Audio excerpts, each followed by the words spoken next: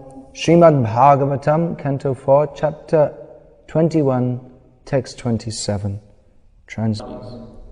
My dear respectable ladies and gentlemen, according to the authoritative statements of Shastra, there must be a supreme authority who is able to award the respective benefits of our present activities. Otherwise, why should there be persons who are unusually beautiful and powerful, both in this life and in the life after death? Purport. Prithu Maharaj's sole aim in ruling his kingdom was to raise the citizens to the standard of God consciousness. Since there was a great assembly in the arena of sacrifice, there were different types of men present, but he was especially interested in speaking to those who are not atheists. It has already been explained in the previous verses that Prithu Maharaj has advised the citizens to become adhokshaja dhyaha, which means God conscious or Krishna conscious. And in this verse he specifically presents the authority of Shastra, even though his father was a number one atheist who did not abide by the injunctions mentioned in the Vedic Shastras, who practically stopped all sacrificial performances, and who so disgusted the Brahmanas that they not only dethroned him but cursed and killed him. Atheistic men do not believe in the existence of God, and thus they understand everything which is happening in our daily affairs to be due to physical arrangement and chance. Atheists believe in the atheistic Sankhya philosophy of the combination of Prakriti and Purush. They believe only in matter and hold that matter under certain conditions of amalgamation give rise to the living force, which then appears as Purush, the enjoyer.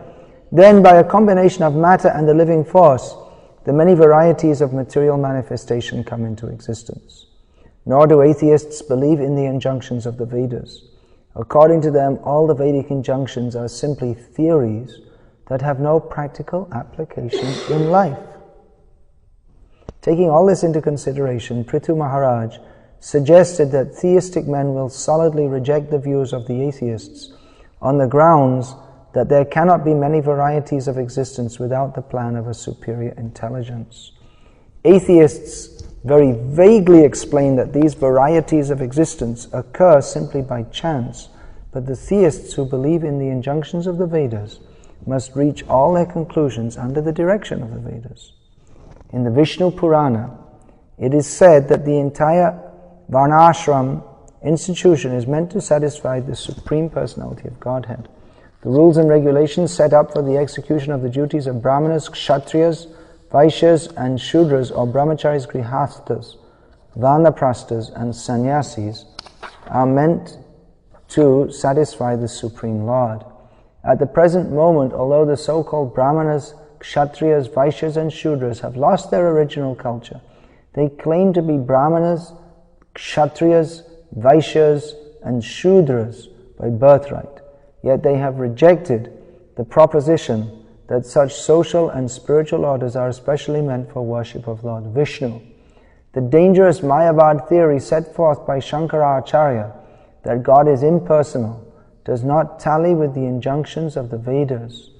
Sri Chaitanya Mahaprabhu therefore described the Mayavadi philosophers as the greatest offenders against the personality of Godhead. According to the Vedic system, one who does not abide by the orders of the Vedas is called a Nastic or atheist. When Lord Buddha preached his theory of non-violence, he was obliged to deny the authority of the Vedas, and for this reason he was considered by the followers of the Vedas to be a Nastic.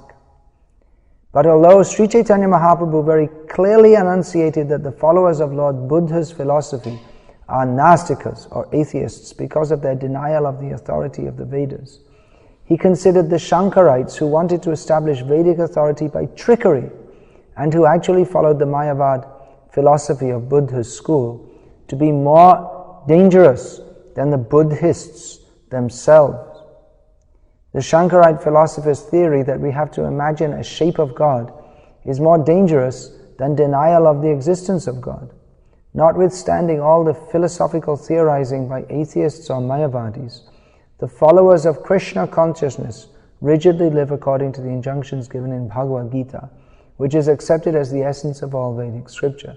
In Bhagavad Gita it is said, Yatah pravritir bhutanam yena sarvam idam tatam Swakarmanatamabhyacha siddhing vindati manavaha. By worship of the Lord, who is the source of all beings and who is all-pervading, man can, in the performance of his own duty, attain perfection.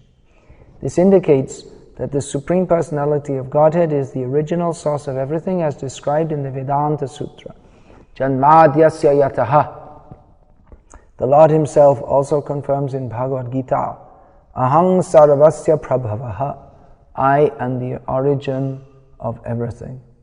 The Supreme Personality of Godhead is the original source of all emanations, and at the same time, as Paramatma, He is spread all over existence. The Absolute Truth is therefore the Supreme Personality of Godhead, and every living being is meant to satisfy the Supreme Godhead by performing his respective duty. Swakarmana tamabhyacha. Maharaj Prithu wanted to introduce this formula among his citizens. The most important point in human civilization is that while one engages in different occupational duties, he must try to satisfy the Supreme Lord by the execution of such duties. That is the highest perfection of life. Swanushthitasya dharmasya sangsiddhir harito shanam. By discharging one's prescribed duty, one can become very successful in life if he simply satisfies the Supreme Personality of Godhead. The vivid example is Arjuna. He was a Kshatriya. His duty was to fight, and by executing his prescribed duty, he satisfied the Supreme Lord and therefore became perfect. Everyone should follow this principle. The atheists who do not are condemned in Bhagavad Gita by the following statement. Tanahang drishyatah kruran samsareshu naradhaman. In this verse it is clearly said that persons who are envious of the Supreme Personality of Godhead are the lowest of mankind and are very mischievous. Under the regulated principles of the Supreme, such mischievous persons are thrown into the darkest region of material existence and are born of asuras or atheists. Birth after birth, such asuras go still further down, finally to animal forms like those of tigers or similar ferocious beasts. Thus, for millions of years, they have to remain in darkness without knowledge of Krishna. The Supreme Personality of Godhead is known as Purushottam, or the best of all living entities. He is a person like all other living entities, but He is the leader or the best of all living beings. That is stated in the Vedas also. Nityo nityanam chaitanash chaitananam. He is the chief of all eternals, the chief of all living entities, and He is complete and full. He has no need to derive benefit by interfering with the affairs of other living entities, but because He is the maintainer of all, He has the right to bring them to the proper standard so that all living entities may become happy. A father wants all of his children to become happy under his direction. Similarly, God, or Krishna, the Supreme Personality of Godhead, has the right to see that all living entities are happy. There is no possibility of becoming happy within this material world. The Father and the sons are eternal, but if a living entity does not come to the platform of his eternal life of bliss and knowledge, there is no question of happiness. Although Purushottama, the best of all living entities, has no benefit to derive from the common living entities, he does have the right to discriminate between their right and wrong ways. The right way is the path of activities meant to satisfy the Supreme Personality of Godhead, as we have already discussed. Swanushthitasya dharmasya sangsiddhir harito shanam. A living entity may engage in any occupational duty, but if he wants to have perfection in his duties, he must satisfy the Supreme Lord. As such, one who pleases Him gets better facilities for living, but one who displeases Him gets involved in undesirable situations. It is therefore concluded that there are two kinds of duties: mundane duty and duty performed for the sake of yajna or sacrifice. Yagyarthat karmano nyat. Yagyarthat karma. Any karma activity one performs which is not for the purpose of yajna is a cause of bondage. Yagyarthat karmano nyatra loko yang karma bandhanaha. Work done as a sacrifice for Vishnu has to be performed, otherwise work binds one to this material world. Karma bandhanaha, or the bondage of karma, is administered under the regulations of the stringent laws of material nature. Material existence is a struggle to conquer the impediments put forth by material nature. The asuras are always fighting to overcome these impediments, and by the illusory power of material nature, the foolish living entities work very hard within this material world and take this to be happiness. This is called Maya. In that hard struggle for existence, they deny the existence of the Supreme Authority, Purushottam, the Supreme Personality of Godhead. In order to regulate the activities of the living entities, God has given us codes, just as a king gives codes of law in a state, and whoever breaks the law is punished. Similarly, the Lord has given the infallible knowledge of the Vedas, which are not contaminated by the four defects of human life, namely, the tendency to commit mistakes, to be illusioned, to cheat, and to have imperfect senses. If we do not take direction from the Vedas, but act whimsically according to our own choice, we are sure to be punished by the laws of God, who offers different types of bodies in the 84 lakh species of forms. Material existence, or the sense gratification process, is conducted according to the type of body we are given by Prakriti, or material nature. As such, there must be divisions of pious and impious activities, punya and pap. In Bhagavad Gita it is clearly stated, Yeshang tvantakatang papang jananang punya karmanam te dvandva mohanir mukta bhajante mang jadavrataha. One who has completely surpassed the resultant activities of the impious path of life. This is possible only when one engages exclusively in pious activities, can understand his eternal relationship with the Supreme Personality of Godhead. Thus one engages in the Lord's transcendental loving service. This life of engaging always in the loving service of the Lord is called Adhokshaja Dhyaha, or a life of Krishna consciousness, which King Prithu meant his citizens to follow. The different varieties of life and of material existence do not come about by chance and necessity. They are different arrangements made by the Supreme Lord in terms of the pious and impious activities of the living entities. By performing pious activities, one can take birth in a good family, in a good nation, one can get a beautiful body, or can become very well educated or very rich.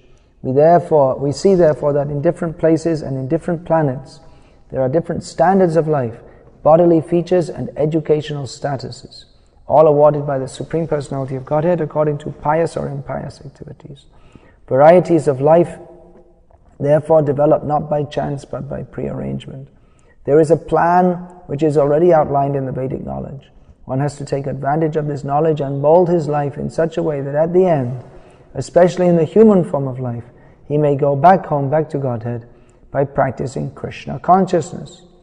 The theory of chance can best be explained in the Vedic literature by the words Agyata Sukriti, which refer to pious activities performed without the actor's knowledge, but these are also planned. For example, Krishna comes like an ordinary human being. He comes as a devotee like Lord Chaitanya, or he sends his representative, the spiritual master or pure devotee. This is also the planned activity of the Supreme Personality of Godhead. They come to canvass and educate, and thus a person in the illusory energy of the Supreme Lord gets a chance to mix with them, talk with them, and take lessons from them. And somehow or other, if a conditioned soul surrenders to such personalities, and by intimate association with them chances to become Krishna conscious, he is saved from the material conditions of life. Krishna therefore instructs, Sarvadhaman parityajya mamekam sharanam vraja aham twang sarva papebhyo mukshayishami ma shuchaha. Abandon all varieties of religion and just surrender unto me. I shall deliver you from all sinful reaction. Do not fear. The word sarva papebhyaha means from all sinful activities. A person who surrenders unto him by utilizing the chance to associate with the pure devotee, spiritual master, or other authorized incarnations of Godhead like Prithu Maharaj, is saved by Krishna, then his life becomes successful.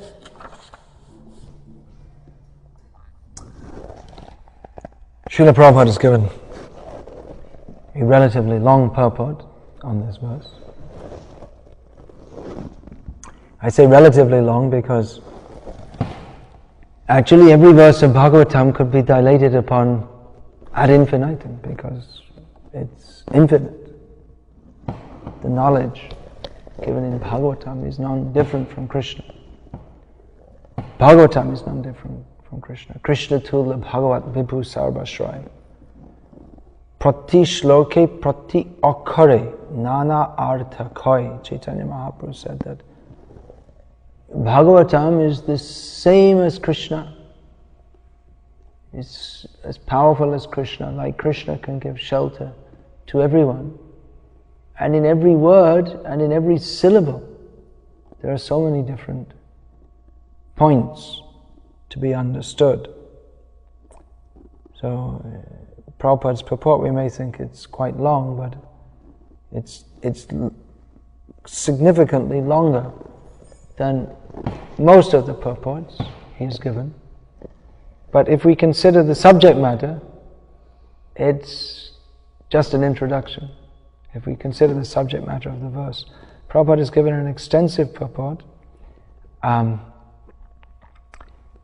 this verse, which gives two pramans or sources of evidence for the fact of the existence of God. One is the existence of God means God here defined as the supreme authority. One is given by the statements of Shastra. Another is by logical inference that some persons are seen to be very beautiful and powerful. And that also means that some persons are not very beautiful, not very powerful. There are different gradations of life. So there must be some supreme authority who's giving someone a higher position, someone a lower position. So Prabhupada extensively discusses this in the verse, in the purport, that the atheists say everything is simply by chance. But this is, as Prabhupada says, atheists very vaguely explain that these varieties of existence occur simply by chance. Very vaguely, because you can't explain very clearly something which isn't true. If you want to go into great detail explaining how the capital of the United States is Detroit, it'd be very hard to find, and how could you explain in detail? Because there's no evidence. You just have to say you might try to invent some vague explanation, because it's not true. But maybe if you wanted to mislead some foolish person, then, or someone who is easily misled, then someone may try to explain.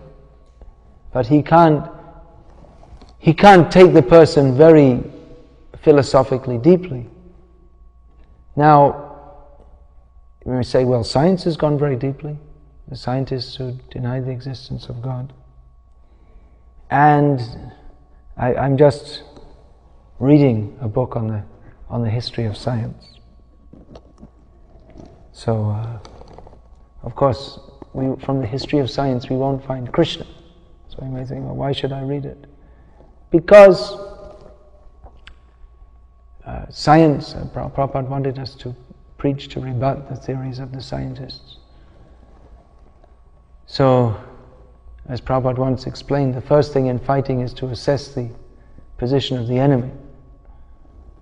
So oneself should be strong and know how to fight, but he also has to assess the position of the enemy.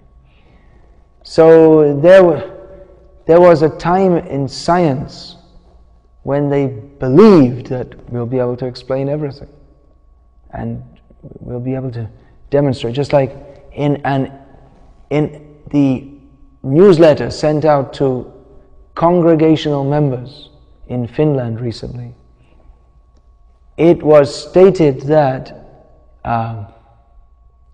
the descriptions of Bhagavatam of the atom have of course been refuted by modern science,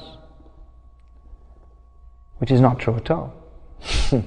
Because the scientists may have thought that they will establish, we will be able to explain everything. We'll be able to explain everything about what's going on in the world, and then that will negate the philosophical necessity for a belief in God. And they may have been able to convince some foolish people, just like this supposed devotee who wrote this bizarre statement. But they may present that we know what we're talking about, but actually they don't. And the scientists' attempt to analyze and define reality in scientific terms is not possible. Recently I was speaking to a devotee who's did her PhD in atomic physics, and she said she was very impressed when she first went. She went first of all to a meeting of devotees, and Dev Amrit Maharaj was speaking. Now, he'd been told that this atomic physicist, whoa, such a great personality is coming. So he said in the lecture that these scientists, these atomic physicists, they don't know anything. And afterwards the devotees said to him that, "Oh Maharaj, that was too heavy, you shouldn't have said that." But she was impressed because she told me, how does he know? How does he know we don't know anything? He must, because they do a pretty good job of bluffing people in general, that they know something, but actually they don't know anything. They have many theories which they make one hypothesis and that doesn't work, so they invent something else to prop up that hypothesis, and then someone else brings another hypothesis, but it's all very impressive houses built on sand. There's no basis. There's no actual basis. It means there's no what they call scientific, what they themselves would call scientific proof. Of course, there are some things we can accept. Just like if the scientist says, gives us a statement like, if we bring 2 apples and bring another 2 apples, we get 4 apples. Okay, we can accept that. That's demonstrable. But if they're talking about the nature of reality at the, if we say microscopic, that gives us the microcosmic, that's it, microcosmic level, then they don't know. They have so many theories, and they find particles, and then particles of particles, and particles of particles of particles, and particles of particles, and particles, and goes on, and then they say there are no particles anyway, they're just waves, and so many funny things. And at the macrocosmic level, they also say so many things. Just like I was reading yesterday, if the scientists say that this galaxy is 50 billion light years away, that means that to the public they'll say, oh yes, the scientists said 50 billion light years away. What it actually means is that they suspect that it's somewhere between 20 and 120 billion light years away. They don't know. They really don't know, for all their advancement. So people become unduly, persons who are foolish, they become unduly impressed by this bluff, by this display of actual knowledge. So it's a very good exercise for all devotees who may be becoming enamored by these things to, from time to time, pick up this very good book called Life Comes from Life and read it, and which Prabhupada cuts through. He plainly exposes all the bluffs of the scientists, that, for instance, the post-dated check, in future. So in future we shall create life. So Prabhupada, He immediately, this is amazing, because this proposition was brought to Prabhupada, and then immediately he gave the answer. Oh, post-dated check. That means that Krishna is speaking through him, obviously. So these two evidences that there must be a supreme controller, and you don't need a PhD to understand this. It's a very simple thing to understand. If you do have a PhD, it may be more difficult to understand it. Hare Krishna, Suswagatam. He also knows some Sanskrit. He studied at the university. So,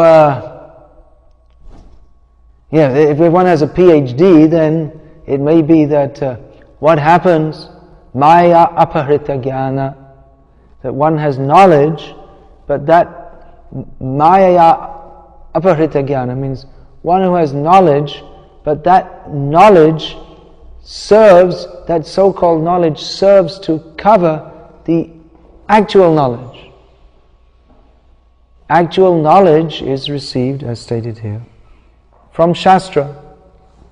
From Shastra, and then again, Prabhupada introduces in this purport the theories of the Sankhya philosophers, who say that there is Prakriti and Purusha, and it's just the interaction of these two. They use this Andha Pangu Nyai, which Prabhupada used in a different way. The blind man and the lame man.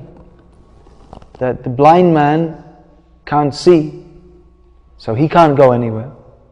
Because if he goes anywhere, then Andhaya Tandai Rupaniyamana. The blind man, he falls into the ditch.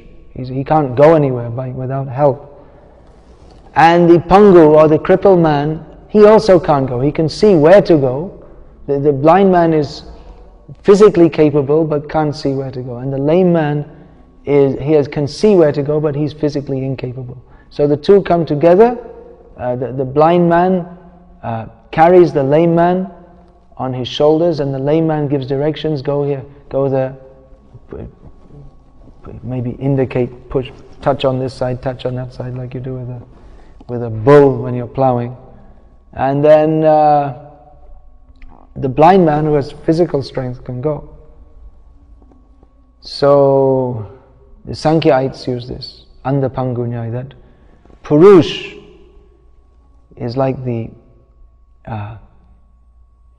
lame man. He has no power, but has intelligence.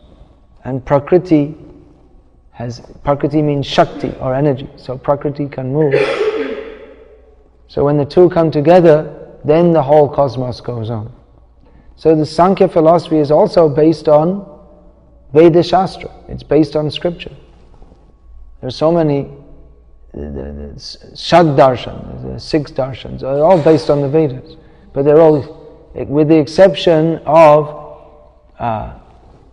Vedanta, the proper deliberation given by Vyasadeva himself, who is the compiler of the Vedas. These are all useless. They're all because they are based on incorrect deliberation on Shastra. So Shastra has to be accepted, and with proper deliberation also. Proper understanding. Last night I was talking about how we have to receive the knowledge of Shastra in disciplic succession. But even that has to be with proper understanding. Shravana, Manana. We have to, don't just hear. It's not a matter of hearing, not a matter of just sitting, but one has to actually consider one has to consider what is the subject. One has to use the intelligence given by God to understand this subject matter. So here, Prithu Maharaj is stating that the supreme authority is to be accepted on the basis of Shastric statements and on the basis of logical deliberation also. Both things are required. And that logical deliberation, that has to be guided by those who are Tattvavit, as Krishna. Tattvavit, those who know what is the actual fact which is described in Shastra. And, or Tattvadarshi, as Krishna explains also in Bhagavad Gita, one who's seen, one who's realized what are the truths described in Shastra. So, with this guidance and using one's own intelligence, one can understand. And actually, the basic point of the existence of God, that there must be some supreme authority, is not difficult to understand unless one's consciousness unless one is trained in atheism, as is what is actually going on in the educational system all over the world today. Even though they may pay lip service to God, they give much more respect to Darwin's theory, which is, of course, the Catholic Church has tried to incorporate Darwinism within their teachings. There's some idea that God pushed the button and then everything went on by remote control afterwards. But that evolution, biological evolution, went on under the direction of God. Well, it's not exactly Darwin's theory, because he says the survival of the fittest. Incidentally, tangentially, if the survival of the fittest is to be accepted, then there was nothing wrong with Hitler, because he said, we're German, we're strong, and to hell with the Poles, the Ukrainians, the Russians, the Norwegians, the Danes, etc., the French. We're stronger and we'll overrun them. So that should have been, oh yes, very good. Might is right. So, this idea that God is there but He's not the supreme authority, just like the famous Rabbi Hari Krishna also wrote his book, that why do bad things happen to good people? So he said this is a quandary. How can we understand this? Because if God is good, then only good things should happen to good people, and bad things shouldn't happen to good people. So just like you see, there's a very nice young girl, 19 years old, very good, goes to church, prays to God, very pretty, and one day she's crossing the road and a truck hits her and the road is filled with pools of blood, and in the newspaper the next day it said 19-year-old girl hit by truck and killed. So why do these things happen? So Hari Krishna Rabbi Hari Krishna brought the hypothesis that either God is all powerful but not very good, because why should He do such things? Or He's all good, but He kind of lost control of what's going on. You know, it's just like people, they have their kids, and when they're little you can control. When they get older they're out of control. So he lost control. He had too many kids. He wasn't doing family planning properly or something. And he ended up with all these wild people running around. And he means well. He's a good old guy sitting up there somewhere. But he lost control, so we should still respect him because he's good. And he's kind of powerful, but not all powerful. So this is actually atheism. It's not theism. If you say you believe in God, but He's not all powerful, then it's another form of atheism, just like Prabhupada mentions in this purport about the Mayavadis. They believe in God. The Sankhya-ites, they also speak of Ishvara. The Patanjala yogis, they also speak of Ishvara.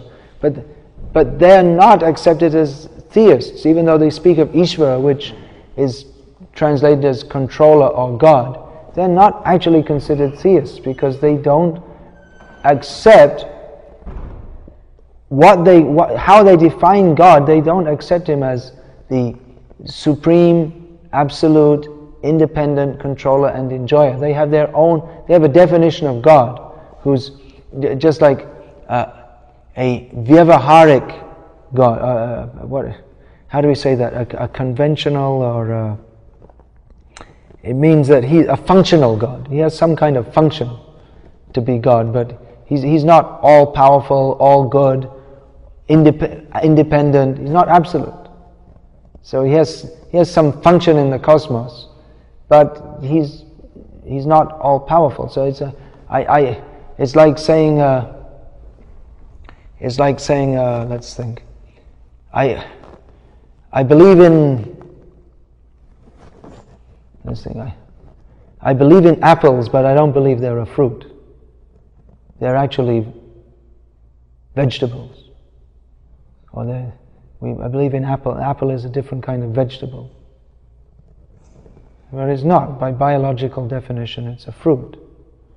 So to say that means we don't really understand what we're talking about, and what we talk about as apples, it doesn't. Or I believe that an apple is a giant-sized vegetable that grows on the moon. Let's make it more absurd. So when we talk of apples, we say, I believe in apples. And say, oh yeah, okay, all right. I also believe in apples. But what the real definition of apple is, and how someone else has defined it, that is something else. So if you say to that person who insists, it's a democratic country, I have all rights to believe that apples are giant vegetables that grow on the moon. So you can believe it if you like. So that person, if he rejects, no, there's no such things as apples, which are about this size fruits which grow on trees in America and other countries. So if he takes the same word, redefines it, and doesn't accept the actual meaning of the word, then his belief in apples, or here we're talking about belief in God, it's not actually belief in God at all. So what goes on in the name of belief in God, a lot of it is, although people may say, yes, I believe in God, sometimes. But it's not actually theism, because how can we believe in anything unless we know what it is? That belief, even if we have belief, it's not meaningful. It doesn't have meaning to believe in something if we don't know what it is in any object or any phenomenon. So here, Prithu Maharaj is establishing the simple point that there must be a supreme authority. Supreme authority means in all matters, in all times, all places, all circumstances. That is the basic definition of God. That is the definition of God that is suitable for persons in this material world. Actually, God is much more than that. God is not simply some cosmic authority of this material world. This material world is like a prison. It's for the sinful persons, or those who have gone against Krishna, those who have come away from Krishna. So it's if we consider that God is simply the authority who oversees the material world, then if we think this is his prime function, he's created this material world, then that's like ascribing to the emperor the position of a prison governor. It means we don't really understand his position, and this misunderstanding is compounded by the misunderstanding of the nature of God is compounded by the misunderstanding of thinking that this material world is a place for our enjoyment, and that therefore God, his function is to help us enjoy this material world, and therefore we have Hare Krishna. Not Hare Krishna, Hare Krishna, the rabbi. So who contends that, well, God's good, he's a nice guy, but he's lost control of this world, because if he was good, he would if he was good and powerful, then to the good people he would give them a happy life with lots of sense enjoyment, and trucks wouldn't run over and kill nice 19-year-old girls. It wouldn't happen.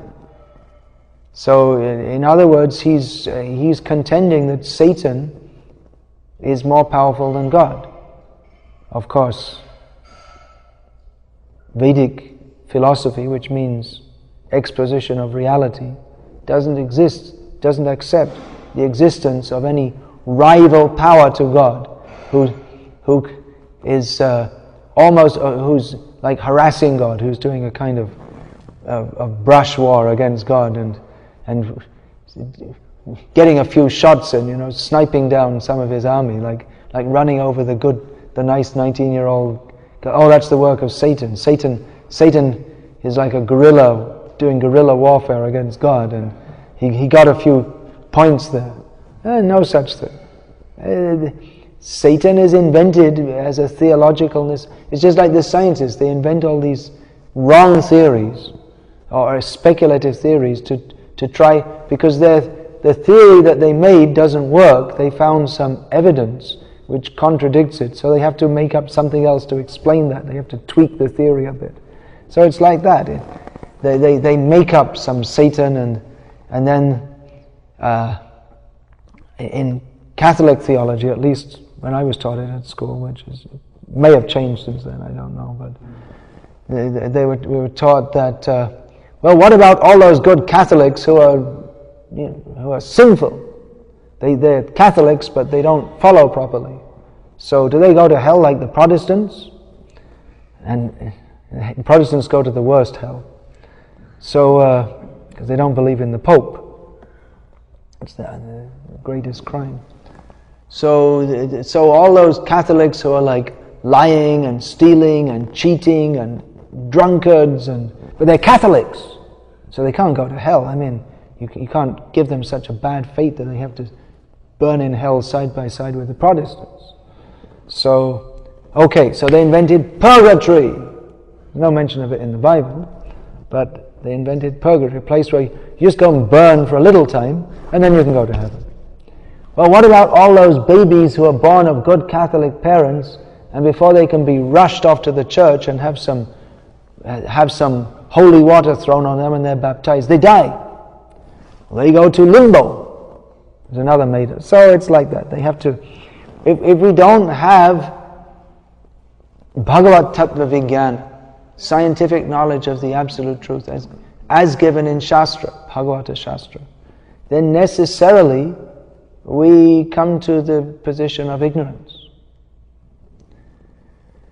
So that's what's going on in the name of religion. Pritivite jato katha dharma nama chale bhagavata kahitaha paripurna chale. In the opinion of the Bhagavatam, everything that's going on in the name of religion in the world is just some different form of cheating.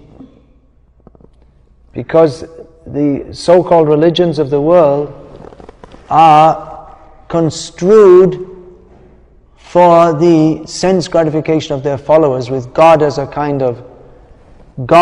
kind of vaguely defined guy in the sky who gives us blessings for our sense enjoyment.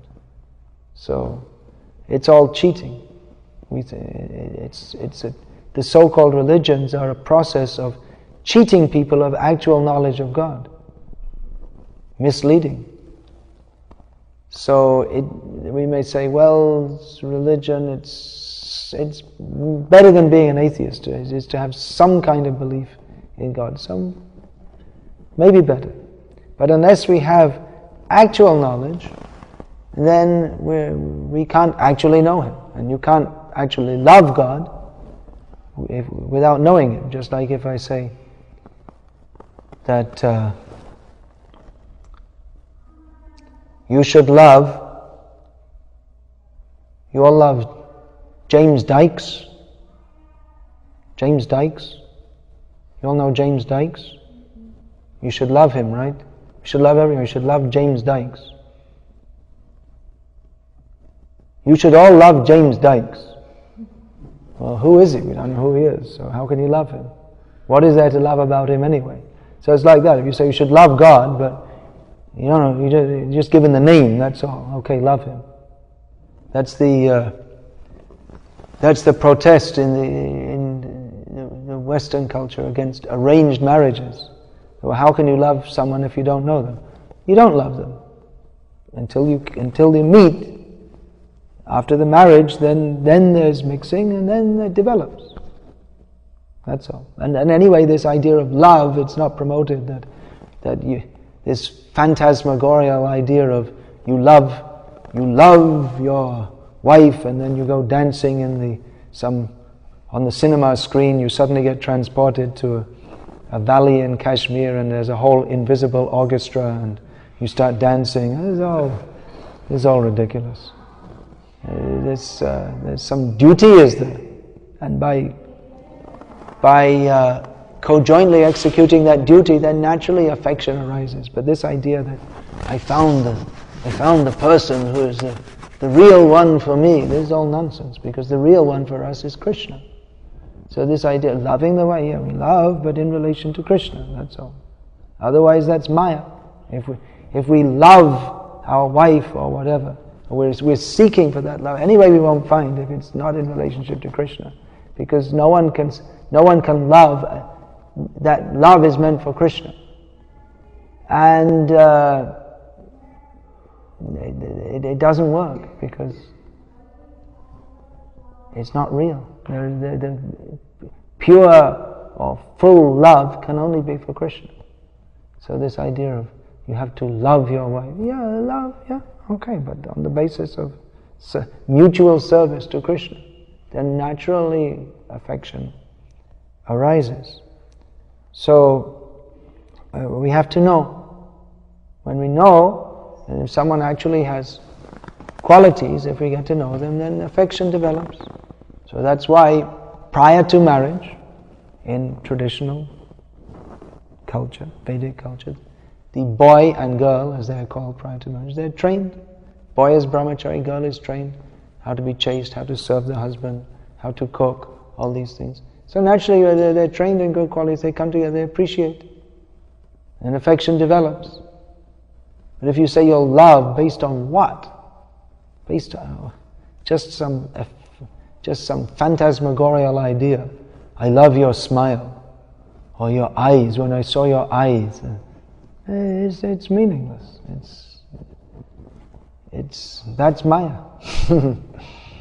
So similarly, the idea that we shall love God, but we have no information about Him, and what does it come out to be? It comes out to be Maya. There's no basis. If we don't know anything about Him, then how can we love Him? And so then it comes down to loving Mammon. In the name of loving God, we love Mammon. We love our own sense gratification. So we didn't really make that much progress. The professed atheist is dedicated to sense gratification.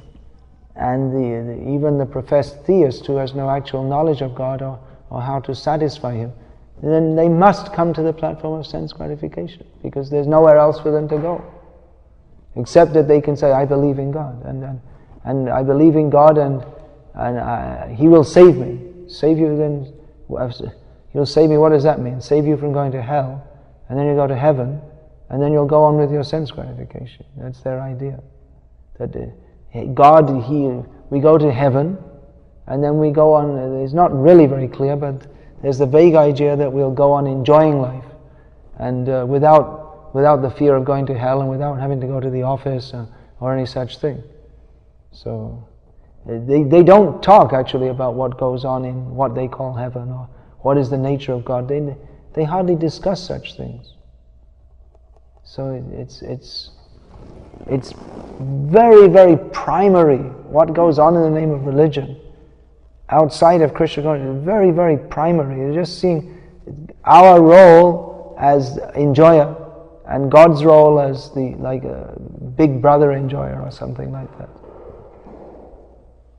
So really the Bhagavatam gives us knowledge of God which not comparable with any scriptures in the world. They're not comparable. We may take it for granted because we've had entrance to this but for some time, but actually the vital knowledge given in Bhagavatam is vital for all, vital for every individual. This knowledge that we need to understand who is God. Even the word God, it's actually not very suitable for Krishna. Prabhupada used to say, the Supreme Personality of Godhead. Because he's so much more, the concept of God, just like Prabhupada in the first words of the Bhagavatam, in the introduction says, the concept of God and the concept of the Absolute Truth are not on the same level. What people think of God, they don't think of the Absolute Truth.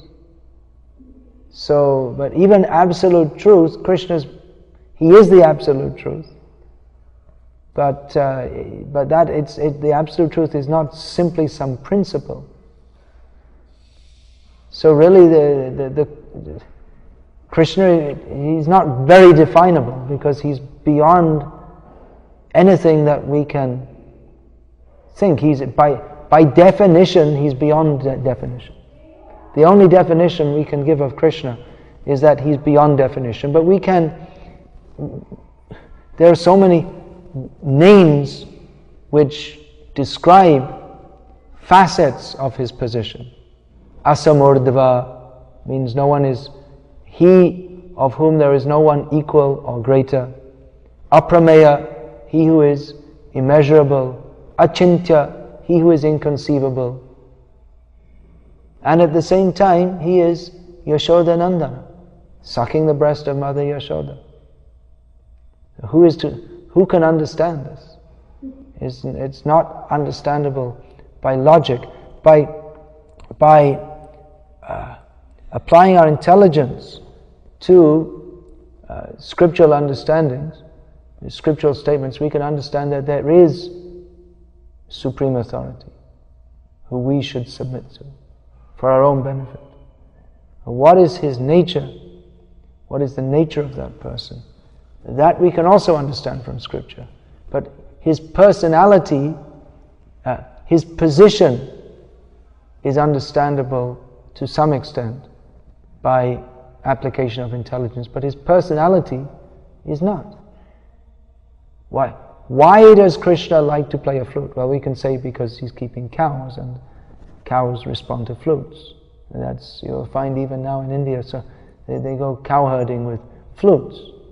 So, but then why is he keeping cows? Even Brahma was bewildered. Why cow? What's this? I'm born of Narayana, Brahma was thinking. And here's this Krishna. I thought he was Narayana, but he's herding cows.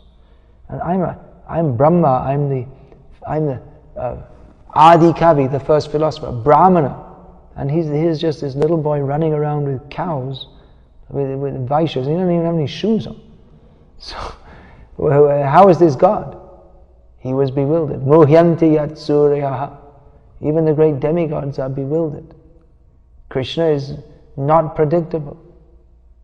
But we can say he is all powerful. He is independent. He is all loving. He is all kind. How this is practically demonstrated, we have to see. What is Krishna Leela? How he is all powerful. The sun set. Arjuna said, if the sun sets, if I don't kill Jarasandha before the sun sets, then I will enter into fire. The sun set. And everyone thought, oh, now Arjuna is finished. Then Krishna said, hey look, it's not set yet. And it'll come back up again. Krishna can do. Now that doesn't sound very possible even, because that would disturb the whole the whole solar system, and everything would get disturbed if the sun's movement changed. But Krishna can do it. And if we don't accept, that's not theism. So Krishna can do whatever he likes. And he does everything that he likes for the pleasure of his devotees. So it's a very deep topic, the Bhagavat Tattva Vijnana, to understand the science of God. The beginning is to accept that he is the supreme authority, but there's so much more to be understood. Therefore, Prabhupada gave us this regular classes on Bhagavatam. Study Bhagavatam, study these topics. And it's our whole life if we only study Bhagavatam, we can go the whole life, just again and again and again, reading. And then to deepen our studies, we can also read corollary works written by acharyas, especially the Shat Chandharva of Jiva Goswami is meant for it's exposition of Bhagavad philosophy. So we can spend of course there are so many things to do otherwise. There are so many. Also we have to serve the mission of Bhagavatam by preaching the message of these books. And in the Bhagavatam itself, Nama Sankirtana ends with the admonition to chant the names of Krishna. So that we should also do. The whole process of Bhakti Yoga is given. But this hearing Bhagavatam to understand what is the nature of God, why we should surrender to Him, how we can develop our forgotten love for Him, all these topics are in Bhagavatam. So you have to understand very carefully. It's long purport. It's more than 5 pages. But that's just more than 5-page purport. But that's just touching. What is this subject matter? You have a question? I was just wondering if you could read the text again. I'll read the text, okay. Asti yagya patir nama keshanchid arha sattamaha ihamutracha lakshante jyotsnavatyah kvachid bhuvaha. My dear respectable ladies and gentlemen, according to the authoritative statements of Shastra, there must be a supreme authority who is able to award the respective benefits of our present activities. Otherwise, why should there be persons who are unusually beautiful and powerful both in this life and in the life after death? So you'd like to make any proposition or ask any question based on that? No, I just wanted to mention that you're talking about Catholic theology. Their idea is also that animals have souls, but in Catholic theology, they gave them souls after 2,000 years. They said that animals have souls, Oh. But when the soul leaves the body of the animal, it disintegrates. That's a new theological development. I just read it. That's accepted by that's given, it's got the papal bull. That's, really? Well, whatever the Pope says is infallible, so. Of course, all the other popes previous to him didn't accept that, so. The soul disintegrates. It means it's like talking about God without knowledge. The soul doesn't disintegrate, so they don't know what soul is. What they call soul, it's not actually the proper understanding of the soul. Therefore, it's very important to define words very clearly, what we mean when we're talking. Just like we may have some interfaith discussion, they're talking about God and we're talking about God, but what is their understanding? First we should understand what we mean by this. Similarly, we're talking with Mayavadis. They'll talk Atma and we'll talk Atma, but we may use the same word, but their understanding is quite different. So our discussion, it's that there's that saying, one is talking about apples and the other is talking about oranges. So Bhaktisiddhanta Saraswati Thakur, he was one of the important points of his preaching. He wanted to make a big dictionary, or clearly defining what is the meaning of words. Otherwise, he says, by misuse, then the proper understanding will be lost. And he gave so many examples: the meaning of Bhagavan, the meaning of Dharma, the meaning of Bhakti, the meaning of Seva. So many different words which are being because of misuse based on misconceptions. And therefore, just by misuse of these words, people might presume themselves to be religious, but they're actually going in the wrong direction altogether. So definition of words is very important. This George Orwell noted this on the mundane platform, how by manipulation of language one can manipulate thought. That also Ravindra Swarup Prabhu in that what was the name of that Back to Godhead article? Abortion and the language of unconsciousness. So abortion becomes, what is it?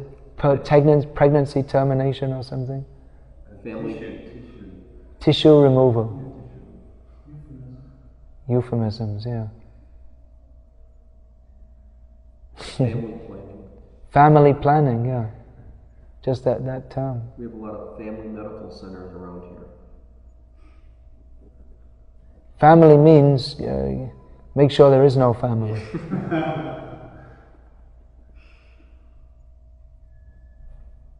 Murdering your children. Family planning.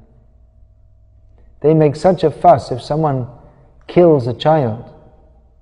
Once it's out of the womb, they become so, they think this is really terrible, but they take it as normal and proper to do so. You should do so.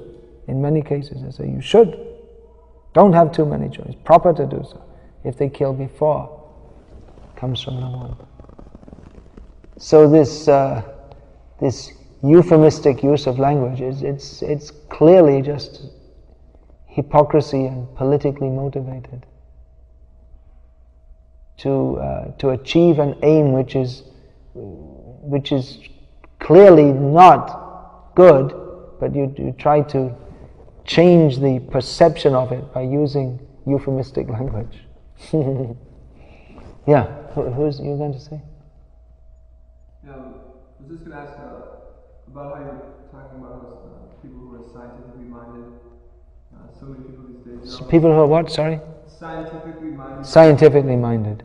Well, there may not be that many, actually. Most people don't give a damn about science. They're more interested in hamburgers and football games and sleeping and sex and all this kind of thing. But the intellectual life of the world is which dominates the educational systems and the thought processes of those few people who think, is dominated by this atheistic approach to science. Yeah, so it is important. You know, what I was going to ask you though, in talking to me, It is important to rebut their fallacies. Yeah. in talking to them, and trying to establish any sort of conception of anything beyond what they can experience simply with their gross material senses.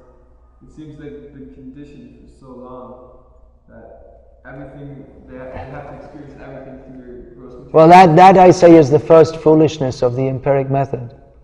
If we say that we can only accept as reality that which is experienceable, that in itself is foolish. Why should it be that everything in reality is within the purview of our senses, within this purview of our sensual perception? It would rather be much more reasonable to suppose that there are so many things going on which we have no way to directly perceive through our senses. That would be much more reasonable, wouldn't it? And they themselves, actually, this idea that we can only accept that which is empirically verifiable, that's like more than 70 years ago. That was all thrown out by the beginnings of quantum theory. But at street level, people think that science means that which gives us knowledge, certain knowledge of this material world. But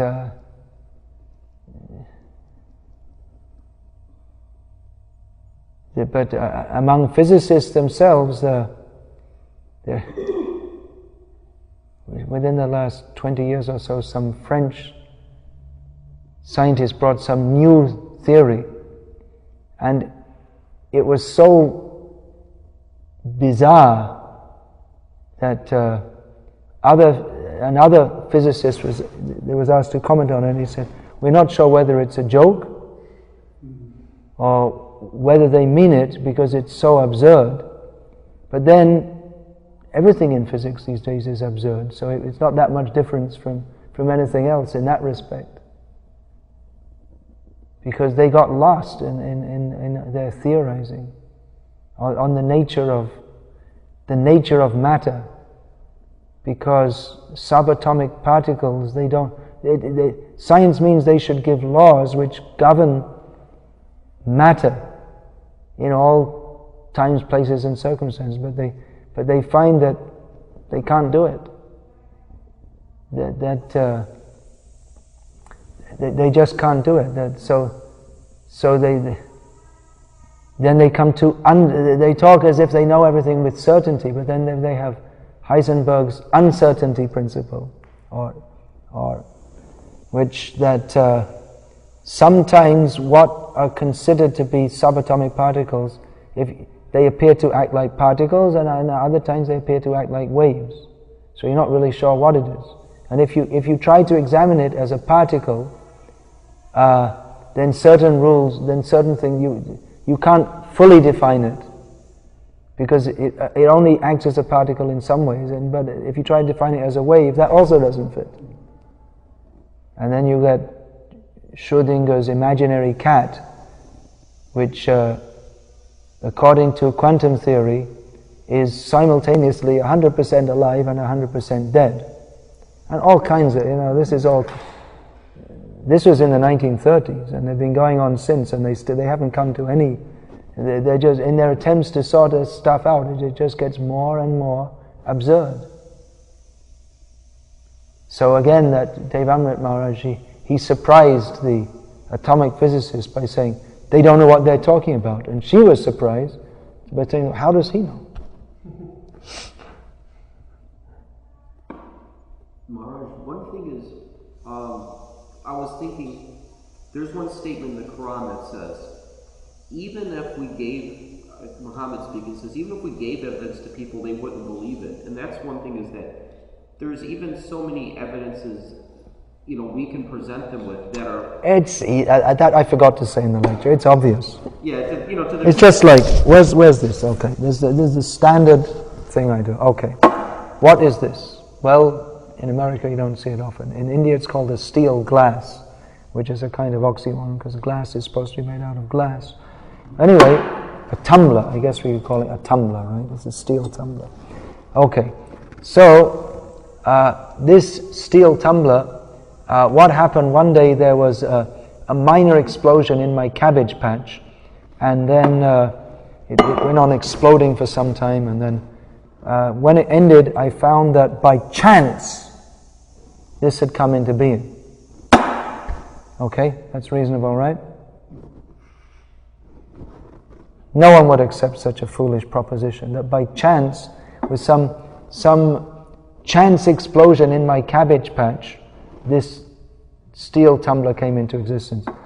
If we think, we could write encyclopedias about this, about how it was first of all discovered how you could make steel, and then different qualities of steel, and how to find the iron ore, and then how to mine it, which mines are economically viable, and then how to smelt it, and how to extract it, and how to smelt it, and how to make this how to shape it in such a way that it doesn't leak, and it's just the right strength, so when you pick it up it doesn't get crushed, and then it's not too heavy, it's just right, and to fit this on just right, so it just fits on nicely. It's not too tight that you can't take it off, and it's not so loose that when you it just falls off when you put it in. Just very nicely made. So much human intelligence and endeavor went into making this thing, which is so just nicely. You put water in it and you drink it. And then there's the whole proposition that the businessman who made this, first of all, he considered, is it going to be a profitable business, and then how to market it, and what price he should sell it for, and then how to distribute it, to wholesale it to different retailers, and like that. You can write dozens of books just about this. Because so behind the fact that I am sitting here holding this, which we can accept as a fact, we don't need a scientific inquiry into that. But we can accept as so much human endeavor and intelligence has gone just into this thing, into the fact that I'm sitting here holding this. So if we say that the whole universe is coming to chance, it's absurd, it's totally bizarre, ridiculous. Even if you have millions of scientific formulae to supposedly uphold, but of course they don't. They don't know. They only theorize. So it's not a difficult thing to understand that there is God, but because they're determined at least that there is a creator of this universe is not come into being by chance. If we accept, at least that we can accept this. It's, God, of course, is much more than the cosmic creator. But at least that much we should accept there is God. And it's not at all reasonable to presume that there isn't God. It's totally unreasonable and unscientific not to accept. And if we say we want a scientific theory which brings all the other theories together, which they say, unified theory of everything. That's it, that there's God and He brings it all together, but that they want. They want it in mathematics. But you'll find that all the scientific theories fit within this, that everything is under the control and direction of a supreme creator and authority. Best scientific theory. But they're such rascals, they won't accept. Actually, I interrupted your question, right? You answered it. Okay. Well, the only other thing I was going to say is, well, even there's so many, super phenomenal, instances that occur, but then they try to explain them all away. That is if they were. Explain them away or ignore them. Yeah. Another thing in physics, they have discovered that there are pairs of particles. They discovered this decades ago, that one may be in one location, another may be in a location thousands of miles away. And if one moves one way, the other will move, exactly at the same moment, the other will move the other way. And how physicists have explained this? They haven't. They just forgot about it, kind of. They haven't even, after decades, they haven't even begun to attempt to try to explain it.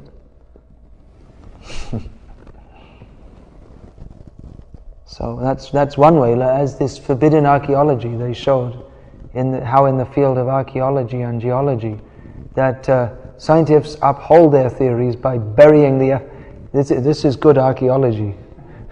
Archaeologists are supposed to dig things up, but if they dig something up that doesn't fit with their theory, then they bury it all again.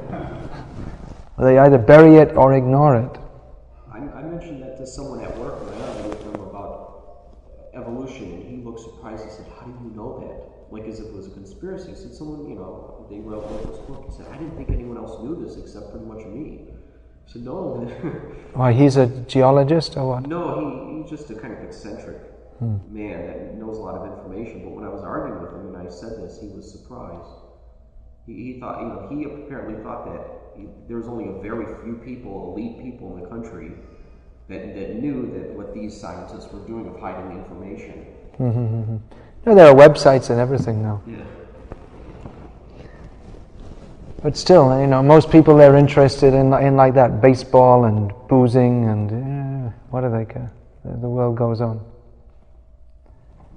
So it's Prabhupada gave that. We have to distribute these books, and then the BI has to expose the cheating of the scientists. All these important things we have to do. So much important work. It's not a child's play, as Prabhupada said. Hare Krishna. Srimad Bhagavatam ki jai. His Divine Grace Srila Prabhupada ki jai. Holiness Bhakti Vikas Maharaj ki jai.